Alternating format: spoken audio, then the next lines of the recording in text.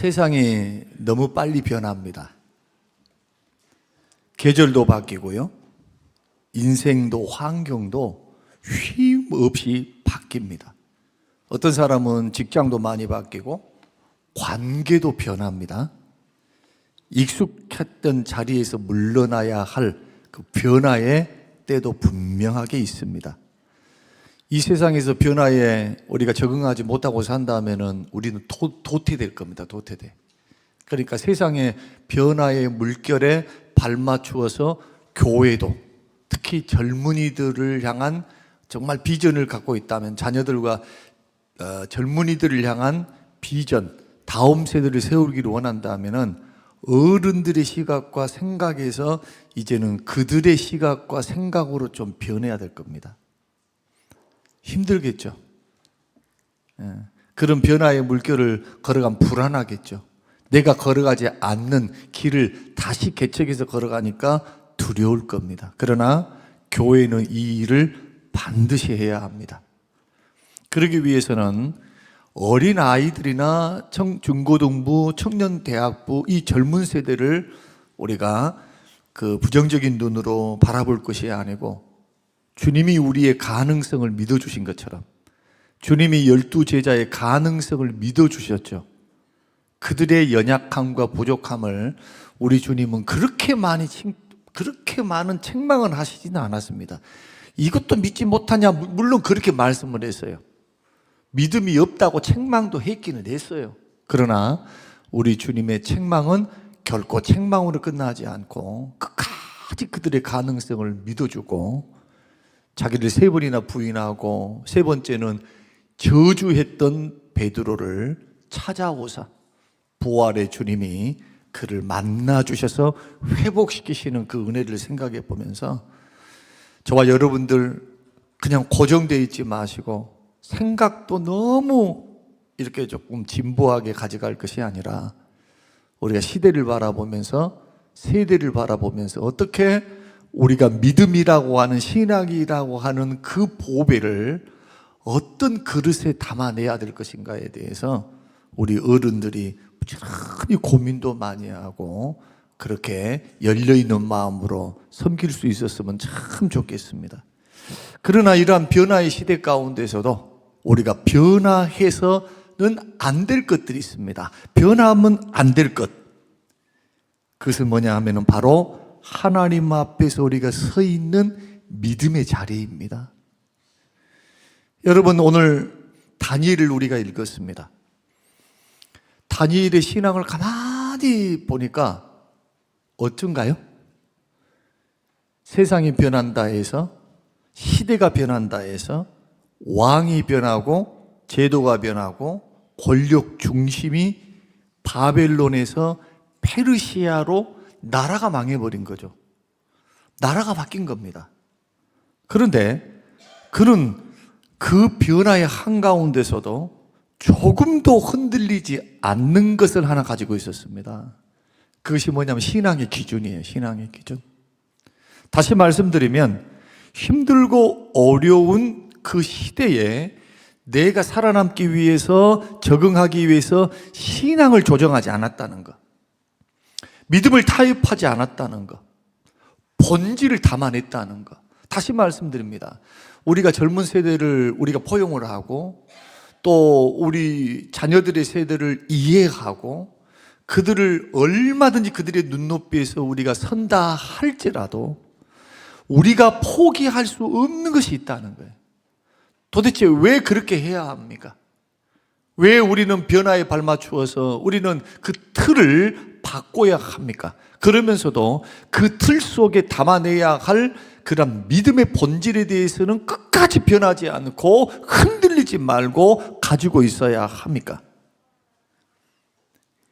이 신앙, 하나님을 향한 신앙, 하나님의 말씀에 순종하는 신앙, 주의 뜻을 따라 걸어가는 그 신앙이 우리 일생과 인생에 있어서 유일한 축복의 길이기 때문입니다. 하나님께서는 하나님 말씀대로 살지 않는데 기뻐할 리가 없어요. 구원받는 하나님 백성들을 향한 하나님의 마음은 딱 똑같아요. 거룩하고 구별되게 살기 원하십니다. 내가 거룩하니 너희도 거룩하라.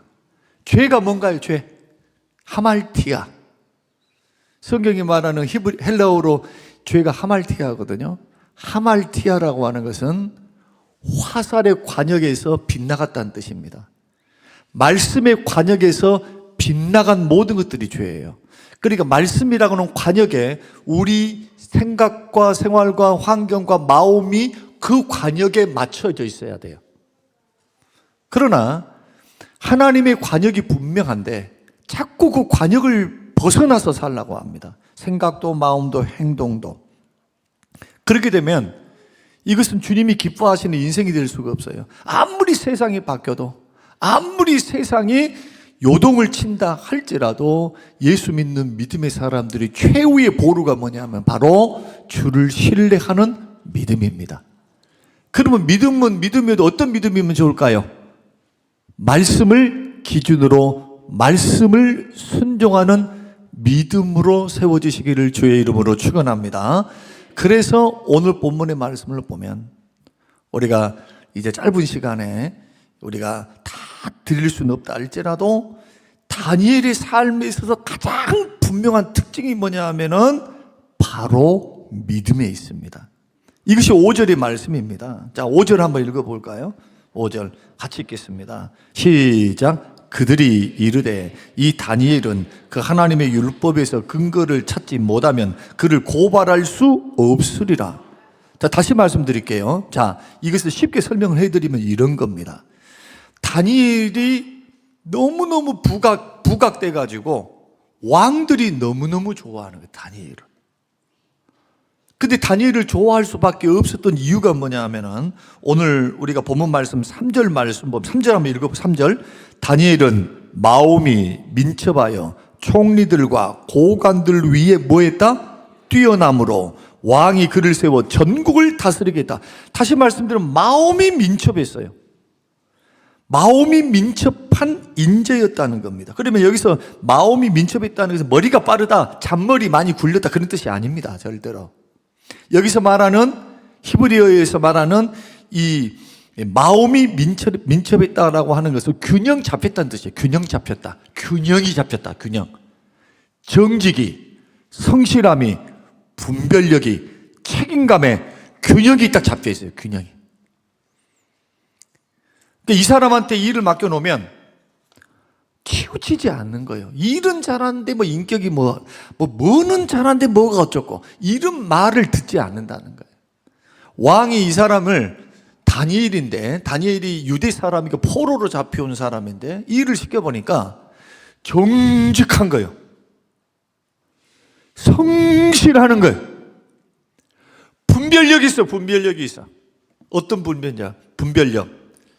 왕의 마음을 헤아릴 줄 알아요. 그러면서도 백성들의 마음을 헤아릴 줄 알고 그 사이에서 민감해, 민첩해. 아, 내가 이렇게 하면 왕이 힘들어 하겠구나. 아, 내가 이렇게 하면 왕이 기뻐하시겠구나. 여러분이 만약에 사장님이라면 어떤 사람을 썼으면 좋을까요? 자기 마음대로 하는 사람? 내 식대로 내가 원하는 방향으로 하는 사람? 그걸 가리켜 충성이라 말하지 않습니다. 성경에서 말하는 충성은 주인의 마음, 의중. 그래서 가운데 중자에 마음 심자에다가 정성 성자를 쓰잖아요. 충성이라고 하는 게 예수님의 마음의 중심을 알아. 그 뜻, 의도를 알아서 정성을 다하는 게 충성이에요. 이게 충성이에요.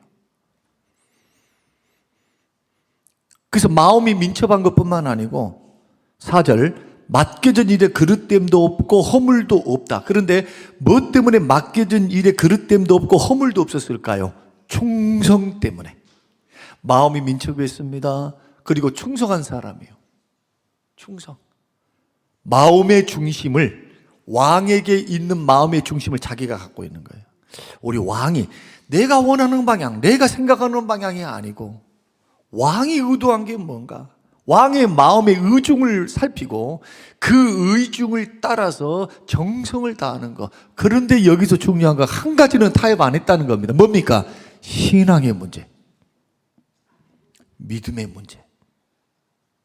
왕이 아무리 말해도 믿음의 문제에 있어서는 사자굴에 들어간다 할지라도 그 다음에 10절에 사자굴에 들어가게 돼요.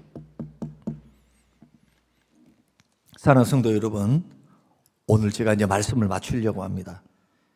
우리 삶에서 가장 분명한 특징이 무엇입니까? 여러분의 삶에 있어서, 인격에 있어서 지금 교회 생활을 이렇게 해나가고 있는데 여러분의 특징이 뭡니까? 어떤 특징을 갖고 계신가요? 한번 각자가 물어봤으면 좋겠습니다. 나의 삶의 인격의 특징이 뭐냐?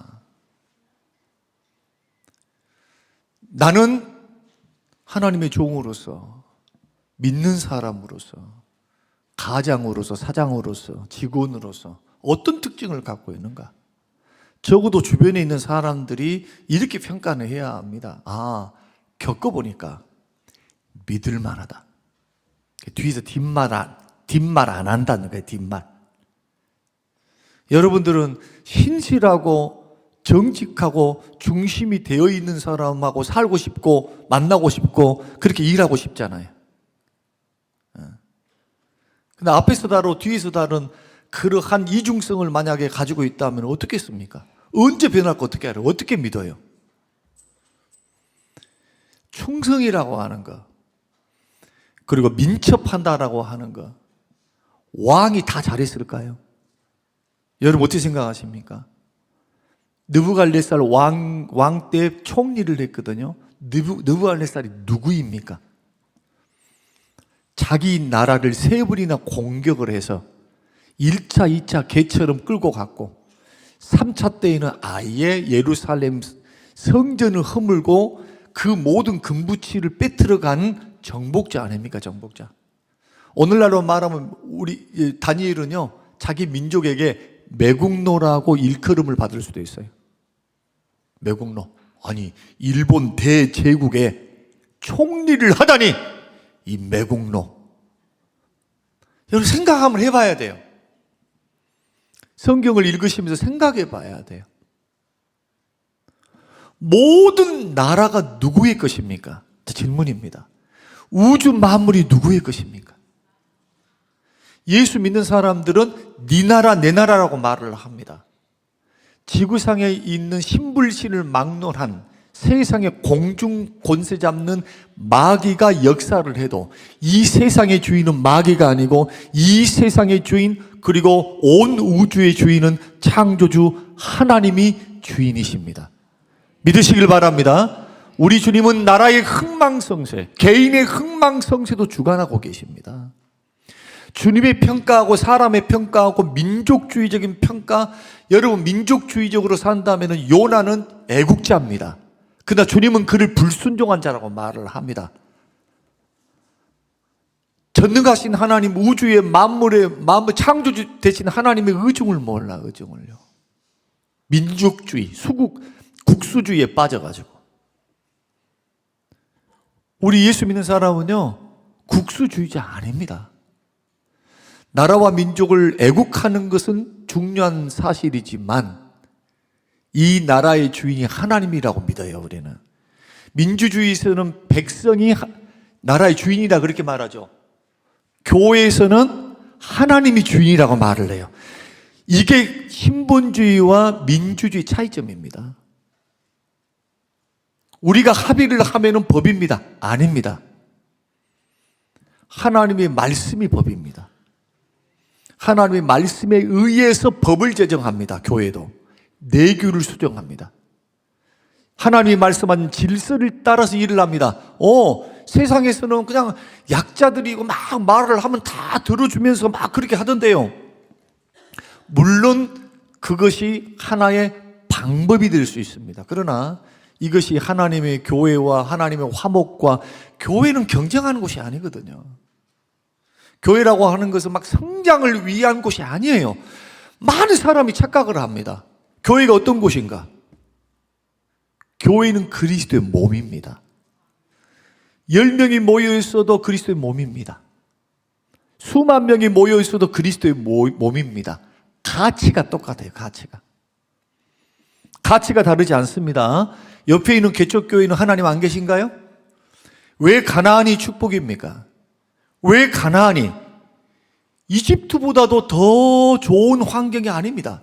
여러분 이집트 가보신 분, 성지순례를 가면은 이집트를 가게 됩니다.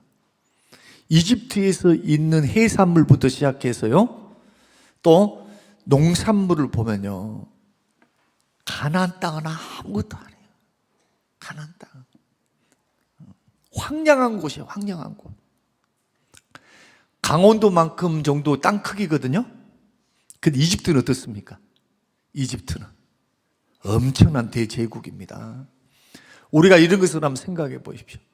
근데 왜 하나님은 이집트를 젖과 꿀이 흐르는 땅이라고 말하지 않습니까? 하나님이 약속한 땅이 아니니까. 왜 가나안은 척박한 것 같고 가나안 땅은 그렇게 좋은 전략적인 요충지도 아닌데 강대국이 서로 치고받고 하면서 싸우면서 걸어가는 길목에 놓여 있어서 언제나 강대국에 노출되어 있는 불안한 지대가 이 가나안 땅인데 왜 젖과 꿀이 흐르는 땅입니까? 하나님이 그곳에 계시기 때문에, 하나님이 그곳에 임재해 계시는 약속의 땅이기 때문입니다. 하나님이 계시느냐, 하나님이 계시지 않느냐, 그 차이입니다. 만약에 화려한 교회 안에 주님이 안 계셔, 주의 이름으로 모여있다 하고 있는데 주님이 왕이 아니신 겁니다. 그런 교회를 우리는 소아시아 7교회를 통해서 살았으나 죽었던 교회다. 4대 교회. 생각해 봐야 돼요. 오늘 우리가 이 본문의 말씀을 우리가 읽으시면서 들으시면서 정말로 흔들리지 말아야 될 것, 기준을 낮추지 말아야 될 것, 환경이 아무리 어렵다 해가지고 타협을 해버린다면 어떻게 되겠습니까? 여러분의 믿음이 전수될까요?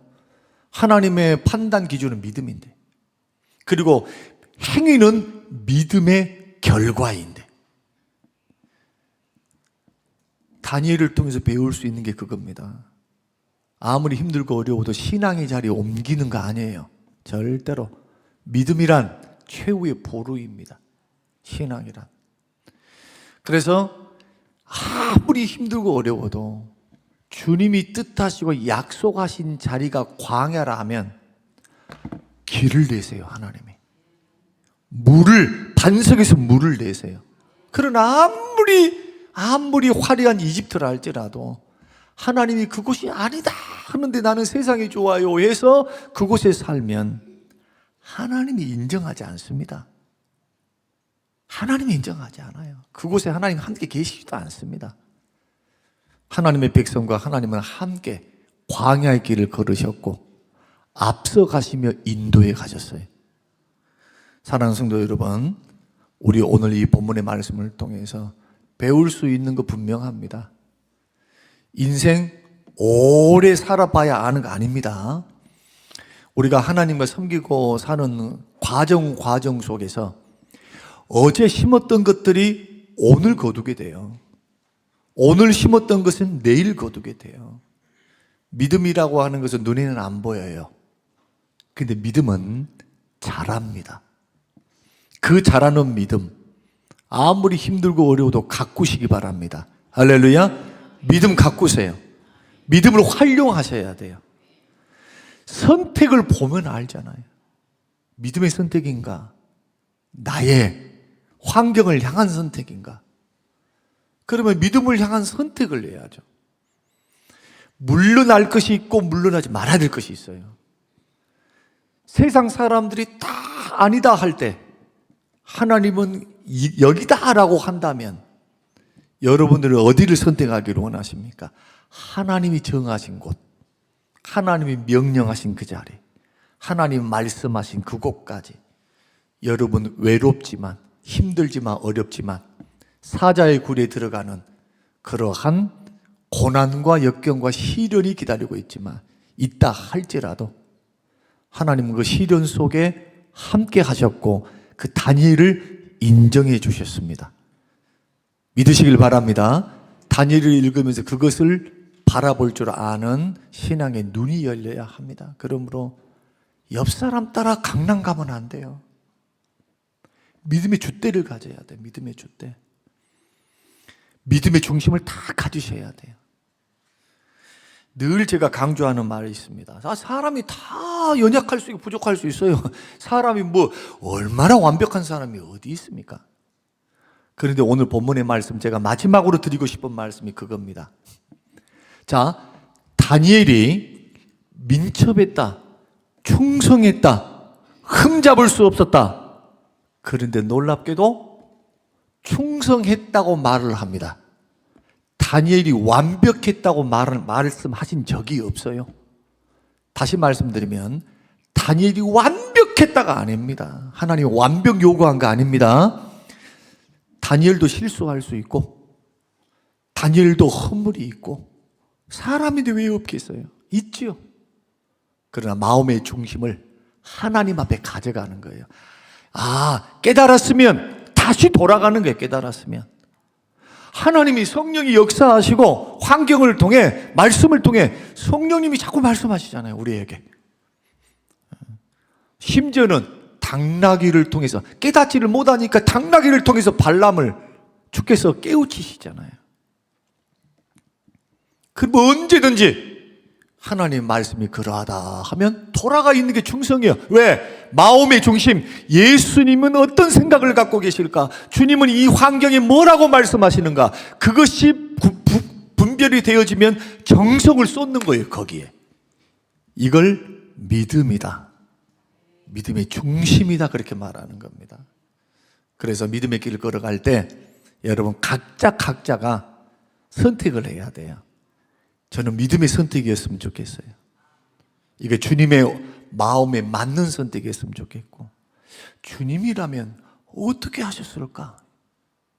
이것을 생각하며 회개하고 용서를 구하는 것은 절대로 약한 사람이 할 수 있는 게 아닙니다.